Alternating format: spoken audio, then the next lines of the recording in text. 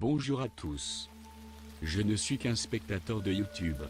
Je souhaite m'exprimer sur des choses que j'ai pu constater dans des vidéos, des choses troublantes, des choses scandaleuses. On peut tout d'abord voir des personnes se déclarer posséder des pouvoirs qu'elles n'ont pas.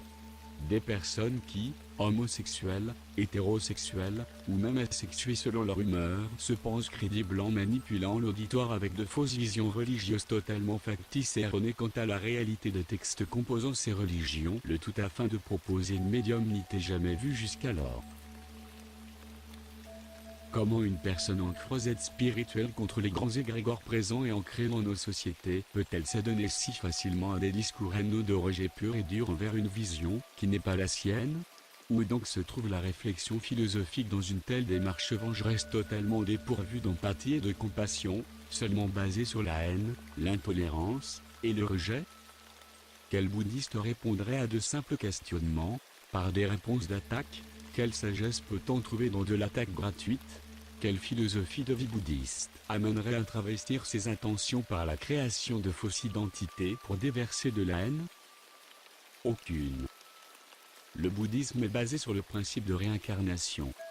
D'après les préceptes bouddhistes, lors de la mort, l'âme quitterait le corps pour renaître aussitôt dans une nouvelle incarnation quelque part sur la planète. Il n'y a donc pas de royaume des morts pour les bouddhistes. Et donc effectivement, pour eux, les médiums n'existent pas. Un canal de communication vers un monde d'esprits de défunts ne peut exister dans leur vision de l'évolution de l'âme au fil de ses réincarnations. Un médium qui se dit bouddhiste et qui prétend communiquer avec des morts est donc forcément un charlot, selon la vision du bouddhisme. Il faut également remettre en question une personne qui se contredit d'elle-même au fil de ses propos.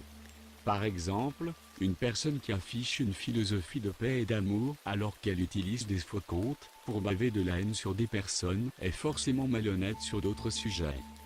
Il faut également remettre en question aussi un individu qui joue la personne choquée lorsque des mineurs sont impliqués dans des histoires d'adultes alors que cette même personne n'hésite pas à placer des allusions sexuelles sur des lives publics en tant que modérateur, devant ces mêmes mineurs.